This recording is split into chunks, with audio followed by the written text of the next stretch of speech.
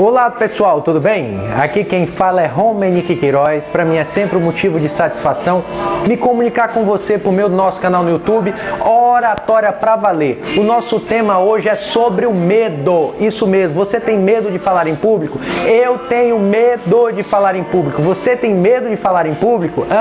Vamos lá, vou explicar para você o que significa o medo e como o medo ele é manifesto por meio do nosso corpo. Vamos lá.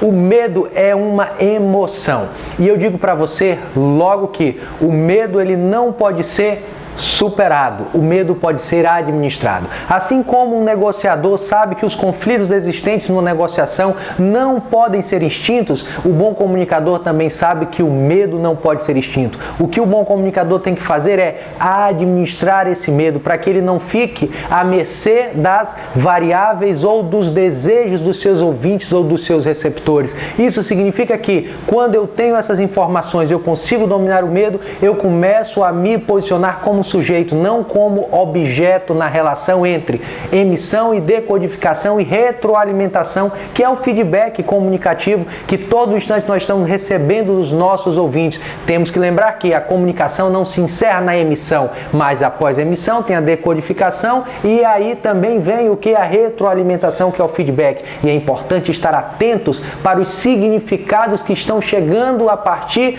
desse canal comunicativo, especificamente travado entre você e o seu ouvinte, e aí eu consigo sempre manter ali uma observância de como mesmo o nosso próprio receptor está se manifestando, reagindo em relação à minha mensagem.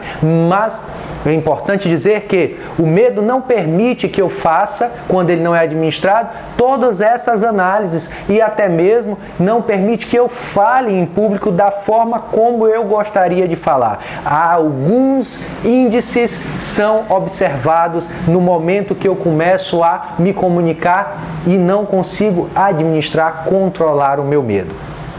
Vamos lá, alguns: suor nas mãos, tremedeira, suor no rosto, palpitação, frio na barriga, inconstância ao ponto onde eu fico andando de um lado para o outro, não consigo manter o olhar em relação ao meu ouvinte, sabendo que, claro, o olhar precisa também de autoconfiança, pois o olhar é intimidador.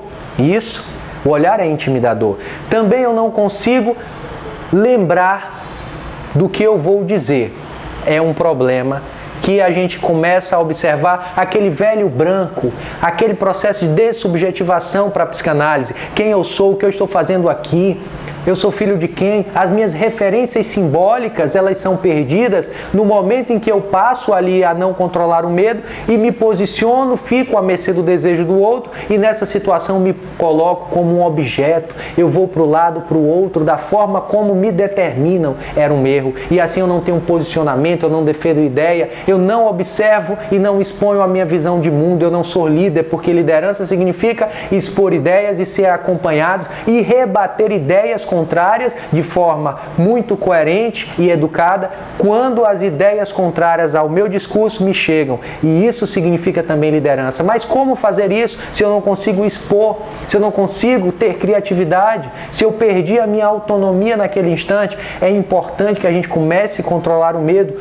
Outros indicativos desse medo a gente começa a observar quando a pessoa fala muito rápido, ela não consegue mais parar ao ponto de se comunicar de forma eloquente, de modo tal que seja agradável ouvi-la. Ou ela fala muito rápido, parecendo um narrador de jogo de futebol do rádio, ou ela fala muito devagar, ao ponto de dar sonolência, sono em quem está ouvindo. É também indicativas desse medo, desse nervosismo, dessa tensão. Saber amortecer os conflitos existentes numa relação comunicativa é essencial para quem quer falar em público. Essas indicativas nos demonstram que o sujeito que passa por isso sofre e que precisa urgentemente melhorar a sua mensagem. E aí eu vou dizer como melhorar isso. Primeiramente, comece respirando fundo. Inspira. Expira lentamente, feche os olhos, tente lembrar de um momento que você vivenciou que foi interessante na sua comunicação, que lhe dará encorajamento para continuar falando. É muito importante. Depois comece a montar, esquematizar aquilo que você vai dizer. Comece a dizer como vai iniciar, dizer como vai defender a ideia, como vai agradecer. Comece a elaborar, tornar ideias soltas em discurso. Depois comece a observar quais são os elementos gestuais que podem casar, sintonizar-se com aquilo que você vai proferir por meio da escolha lexical, por meio da palavra. Comece a ensaiar. Tem uma máxima na oratória que diz: se você tem um dia, transforme esse um dia em 5 semanas. Ou seja, transforme esse tempo em uma potência para o seu desenvolvimento. Isso significa também começar a melhorar a sua comunicação ao ponto de não sentir-se intimidado em relação ao seu ouvinte. A outra dica que eu sempre digo e sempre dou para os meus participantes do curso de oratória é que você possa se filmar. Se filmar. Vai no quarto, se filma, se comunicando ali, se filma. Começa a gravar sua voz para ver se sua voz é muito rápida, se demora muito. Começa a pedir oportunidades na sua empresa, na sua faculdade, na sua escola, no sindicato qual você faz parte, para que você exponha ideias, para que você defenda ideias, para que você possa ali se aperfeiçoar. Outra máxima da oratória diz que só se fala bem em público falando em público. Sim, o critério da verdade é a prática. A mãe do conhecimento é a própria ação. Então, se você quer melhorar, você deve fazer com que a sua mensagem ela possa ser aperfeiçoada no campo social. Na realidade, só pensar que é bom, isso não significa ser bom, pois sabemos que o pensamento ele não se cristaliza como realidade, mas ele apenas interpreta, ele pode apenas dar o norte de como você vai fazer para melhorar a sua mensagem e avaliar a sua própria mensagem. Isso por meio do pensamento, mas só pensar ser bom sem a prática não vai significar muita coisa. Então, quando você passa a entronizar esses elementos técnicos, começa a aprimorar a sua mensagem por meio dessas dicas, você começa a melhorar, porque é a experiência que forma o orador, é essa experiência que vai fazer com que você melhore a sua comunicação, fazendo com que você seja autônomo, sujeito e muito mais atrativo na sua mensagem comunicacional. Então tá analisando-se aí o próprio medo, a gente observa esses elementos que fazem com que a gente muitas vezes fiquemos à mercê dos olhares do outro. Isso não pode acontecer. Para que isso não aconteça, comece a treinar e participe também com a gente dos nossos cursos de oratória, do básico ao avançado, onde você passa por uma verdadeira análise individualizada, os elementos da sua comunicação são organizados para melhor fazer com que você atinja ali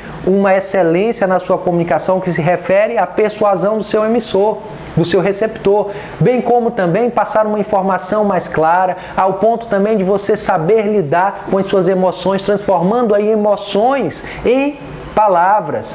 E aí você começa a conectar, entender melhor sobre o seu perfil também introspectivo, sobre o que você pensa e sobre o que você quer. Oratória é estilo de vida. Participe conosco, nossos cursos de oratória, e se você também quer nos levar para ministrar um curso, uma palestra em sua instituição, faculdade, empresa, ONG, entre em contato com a gente que a gente está à disposição. Um forte abraço do amigo Romenick Queiroz. Até mais!